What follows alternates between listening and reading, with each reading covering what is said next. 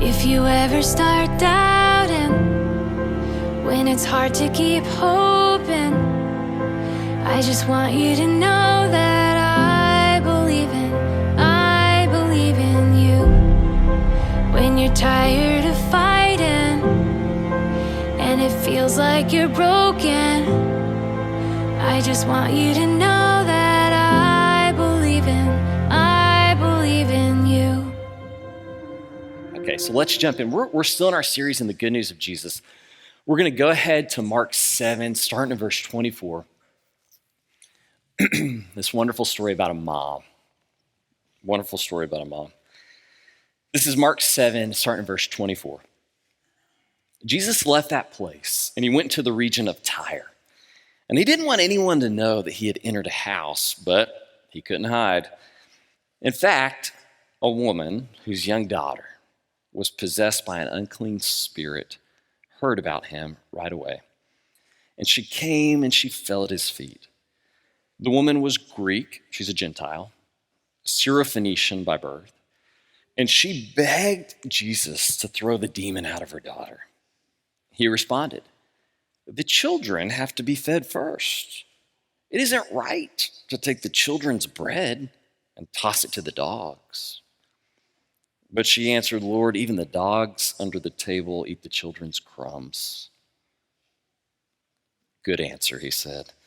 "Go on home. The demon's already left your daughter." When she returned to her house, she found that child lying on the bed and the demon gone. Let's not beat around the bush. A lot of people don't like this story. You read this story, kind of the modern reader, you read this story and then you say to yourself, did he just call her a dog? Did Jesus just call this desperate mom a dog? You know, I remember vividly sitting down with my mom growing up and she gave me a list of things you do not call women. Dog was on that list. All right, so this story, let's just be honest, kind of offends us. Offends our modern sensibilities. Well, let me point out a couple things. The first is that the first word out of her mouth in response, did you notice what it was? Lord. Okay, she is not offended by this. And so anytime I'm reading a gospel story and I find myself offended by Jesus, and probably more offended than the characters in the story, the conclusion is likely that I'm reading this story wrong. Okay, I'm not getting it right. Did Jesus call her a dog? No. Let me ask you a question. How does Jesus normally respond to questions? With parables. He's a teacher. And so he usually doesn't respond directly. It's not his style. What he usually does, and he says, I usually do this, is that he teaches with parables. That's what teachers do. And what's a parable? It's a story. It's an image from that world that people would have connected with. It's a teaching tool. Okay. And so what if we say this is a parable, which is what most scholars think this is, that he's responding to this woman's question as a teacher does with a story or an image. And here's what he's doing. He's saying, okay, mama, I'm up to something in this world that's very specific. And to help you understand what I'm doing, consider this image. I bet, mama, that in your house, there are these little dogs that run in and out like there were all over the ancient world, okay? I bet that in your house, little dogs come in and out all the time. But I bet there is no way you would take the food off of your kid's plate and feed one of those dogs. At least not while your kid is still eating, while your kid's still hungry. There is no way you would take your food off your kid's plate and give it to the dogs. And it's not because you dislike the dogs, it's because you love your kid. Is that ugly to say that? But here's the actual question. You know, Jesus says, there's no way, Mom, that you would do that. How does he know that about her? How does he know that she wouldn't take the food off the kid's plate and feed the dogs? Because she's a mom, right? John tells us that Jesus knows what's inside every person. So I'm guessing he knows this woman, even though he's never met her, and he knows what's inside her. But when I say it like that, Mom, there's no way you would feed a dog before you fed your kid. Okay? You agree there's no way a mom would do that. Even though you don't know what's inside every person. You just know there's no way a mom would do that. Why? You know, what is it here that Jesus just assumes about this mom? That he knows about this mom, that he just knows is true of her because she's a mom. How does he know that she would take care of her kid above all else? How does he know that? Well, there's something inside of moms, isn't there? And that's what we've already talked about this morning. That's what you saw in that video of Wendy and Sharon. There is this thing inside of moms that's nearly universal. And I mean, let me point out again, this isn't a Jewish mom. This is a mom from a whole nother culture. And he just knows she feels this way about her kid too. Okay, so there's something that Jesus just knows is nearly universal among all moms. And he's tapping into that. Well, what is that thing? I probably spent an hour in my office this week trying to figure out what the word is to describe that thing. And y'all are like, we need to get our money back on that hour, if that's what he's doing with his time. All right, and that's, like part of the job of preaching is trying to find the right word for something. So I'm just racking my brain. What is it inside of moms that won't let them give up on their kid, that ensures they're always going to take care of their kid? What is that thing? Is it the tenderness of a mom? Is it the grace of a mom, the loyalty of a mom? Well, in Churches of Christ, we've got this old phrase. You may remember this if you grew up in Churches of Christ, that we call Bible things by Bible names. Anybody ever remember that? Okay, so I strike out trying to find the right word, and I remember this passage in Exodus. Okay, so let me just turn there with you for a second. This is Exodus 34, 6 and 7. Let me just show you this passage. All right, this is about God. The Lord, a God who's merciful and gracious, slow to anger, and abounding in steadfast love and faithfulness, keeping steadfast love for thousands, forgiving iniquity and transgression and sin. That word, it's one word, hesed is the word that we translate steadfast love. It takes two English words to translate it. Really, it takes this whole sentence that you're reading to translate it. The hesed of God, his steadfast love, has his mercy and his grace wrapped up in it. It's got his patience, the fact that he's slow to anger, that he's forgiving. All of that is wrapped up in this quality of God. And this word it's one of the most important words in the Bible because it is the word that most accurately reflects the heart of God. It's used all the time. So here I am like racking my brain of trying to think about what's that word that describes that thing that's inside moms that won't let them quit on a kid. What's that word like we talked about this morning? What's that thing in moms that shows us something about God? What's that thing that God himself has put inside moms that when Jesus meets this mom who's a stranger to him, he knows it's there inside her? What's that thing? Maybe it's that. God's hesed, that steadfast, merciful, unfailing love. Maybe that's what it is. Now, I begin to think about the moms here at this church, okay? I kind of go looking for this quality. I want to confirm if indeed what's true, most true of God is most true of moms. And I start thinking about Life Giving Sunday, which is next week. Life Giving Sunday, best Sunday of the year. We're going to raise $160,000, probably more than that. And then we're just going to give it away. And I start thinking we support over 30 ministries, mission works with that money that we're going to raise next week. And I start going through the list of ministries that we support from Life Giving Sunday. Did you know that over half of them were started by moms? Yeah, I start looking at the list. You got the La Bonheur ministry, which you know what that ministry is? It's a ministry of moms who couldn't bear the thought that there are sick kids at a hospital who aren't being held. And so they just started a ministry. They're going to go hold those babies. It's that steadfast love. I think about our ministries to LaRose Elementary, to Macon Hall Elementary. You know who started those ministries? Bunch of moms.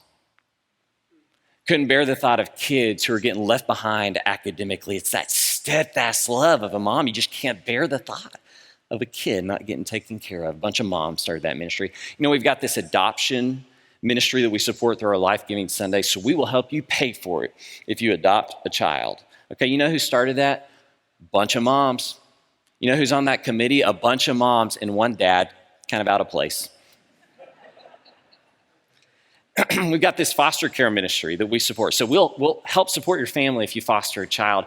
And we also support children throughout the city who are in the foster care system. You know who started the foster care ministry? Bunch of moms. You know, a bunch of moms, most of whom had already made a place in their home.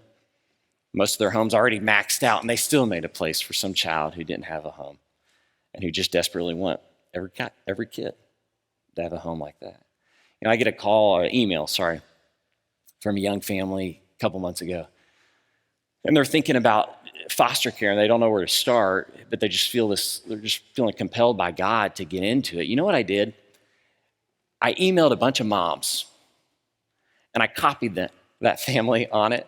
And I said, hey, moms, this young family, they want to get into foster care. They're feeling this thing inside, this like nudge to take care of kids that aren't even theirs. They just want to take care of them.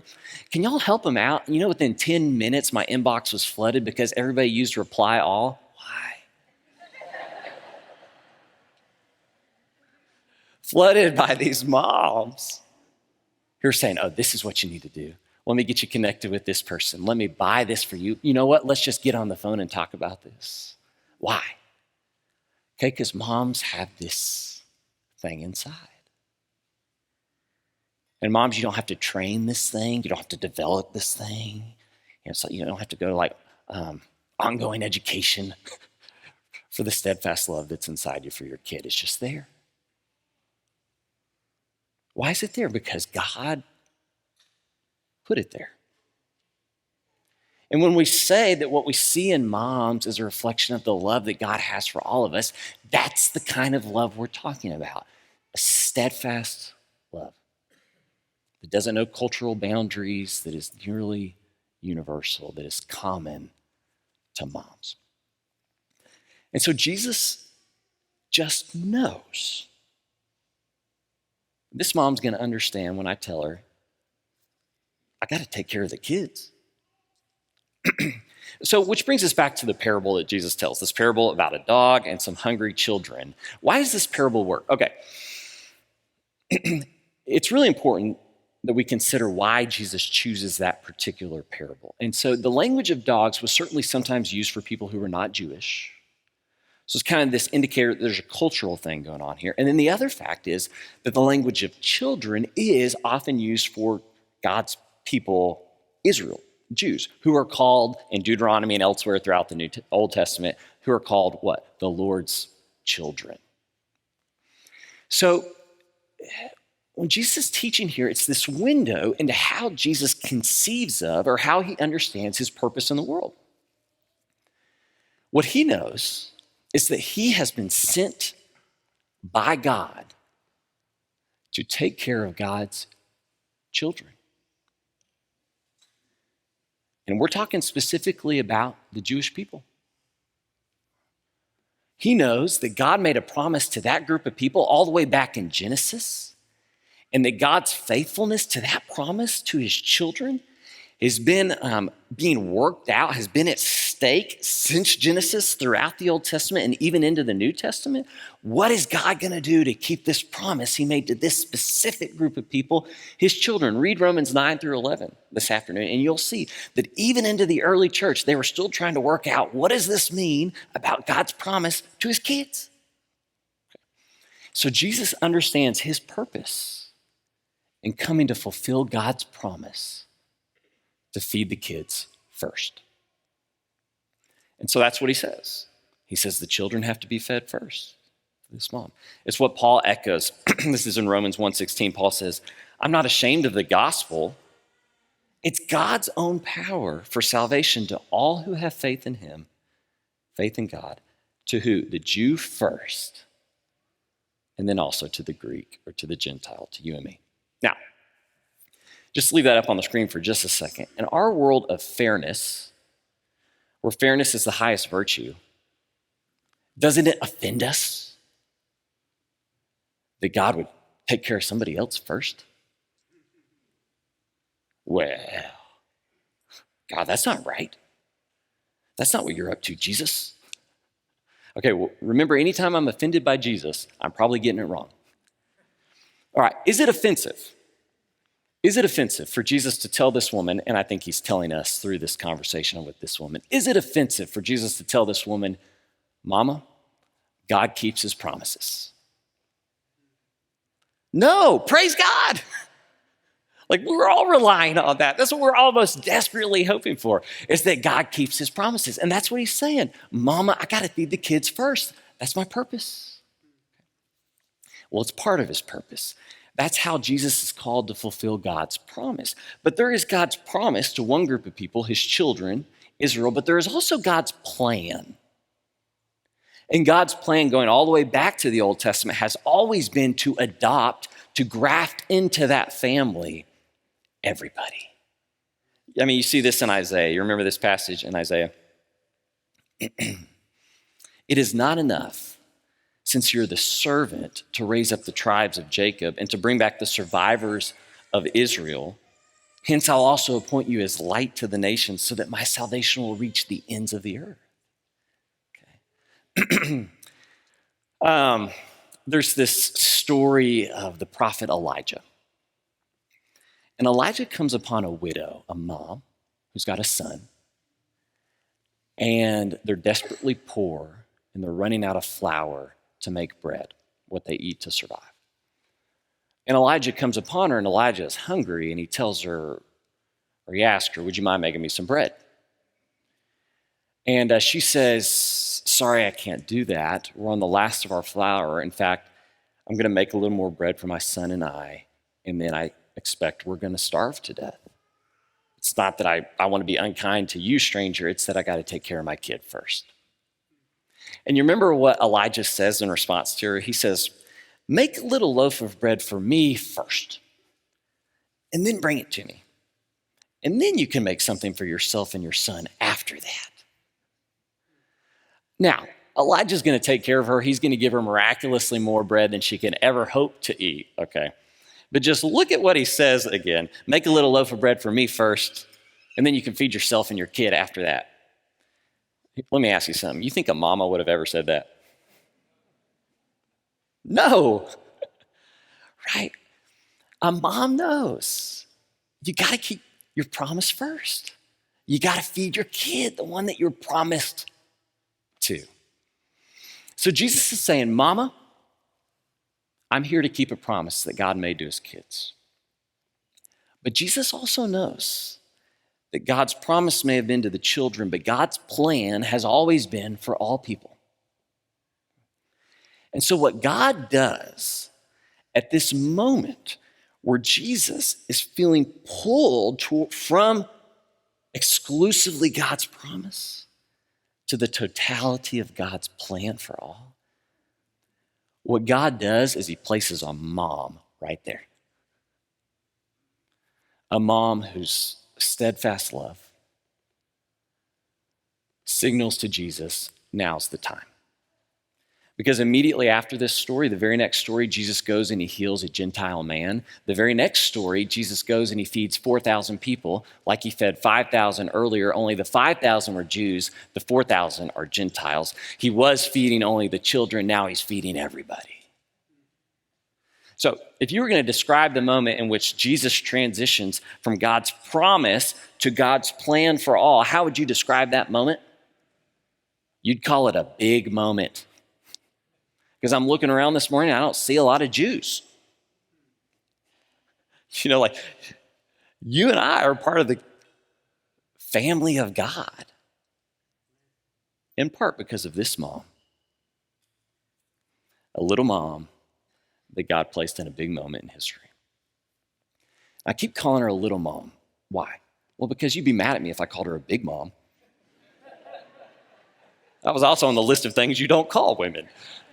No, okay, so that language actually comes from the passage itself. So Jesus does not call her a dog.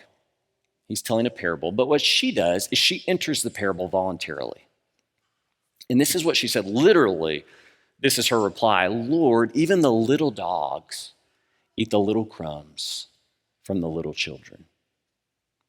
You hear the emphasis on little there? Okay. She thinks of herself as little, as insignificant, as unimportant, which is just like a mom. She does not realize how big this moment is. One of the most significant moments in human history, when Jesus transitions from just God's promise to God's plan for all. She doesn't realize it's that big of a moment. She doesn't realize that the salvation and souls of so many, some even in this room, are hanging on what she says. And would Jesus have transitioned to God's plan for all eventually without this mom? Yes, absolutely. But it happened with a mom. Like, we're not going to rewrite history. There was a mom right there at the bridge between God's promise and God's plan. This is a little mom, but this is a big moment. And God puts a little mom in a big moment. I came into the back of the Life Center the other day before services, Sunday morning. Mom came up to me, there was a tear just rolling down her cheek, and I asked her what's wrong, and she begins to tell me about her two babies that are grown babies now, but her two babies that are far from the Lord and not coming to church, maybe making some decisions that she's not happy with, and just tearing her up, and just being at church without her babies. There's something about that, being there alone without her babies, that just got to her. And I tell her, I'll absolutely pray about that. And she says, please. But guess what I'm going to do? I'm going to wear them out, she said. I'm going to keep sending them letters. I'm going to keep sending them text messages. I'm going to keep calling them. And you know what? I'm going to keep praying for them. And I don't even care if they don't want me to. I'm going to wear them out, she said. It's the steadfast love of the Lord in a mom. And she thinks this is big in her life, but I'm sure, she thinks it's pretty little on the grand scale. But Mom, that is not a little thing. You wear those kids out. Some of you might know Amy Murphy. You know Amy Murphy? Amy's terrific. She works in our children's ministry back there on Sundays. Amy was a single mom for many years and worked really hard to raise faithful kids, and they are beautiful kids, love the Lord. But life, was not easy. But she kind of got to that point where she launched these faithful children. She'd done it. She'd done the thing we all want to do. Well, then she finds out that she's got a grandnephew. I didn't even know about him. He just didn't even find out about him until he was born, a couple weeks into his life. And he was born into some brokenness, a difficult situation, and she finds out about him. Now, she is long past the stage of strollers and diapers and bottles, and I cannot wait to be past that stage. And she is long past that. She doesn't have those things in the house anymore. But she finds out about this little boy. He's going to go into the system. And I called her this week. I asked her to tell me the story again, because it's been about a year and a half ago or so. And she said, Eric, I found out about him, and I needed him. I needed him. Why? It's that steadfast love. Steadfast love. And so she brought him into her home. She's been raising him. He's a beautiful little boy. You know, this week she was finally granted full guardianship of him this week. And who knows what will come next. And if you ask her, Amy, you know, you've gone way back in time, back into that stage where you got diapers and bottles and all that stuff again. And you're looking at like 18 years again. You have reset the clock all over again for the sake of this little boy. You know what she'd tell you? It's not a big deal. It's a little thing. Amy, it is not a little thing. This is a big moment. And who knows what big thing God will do through this little mom.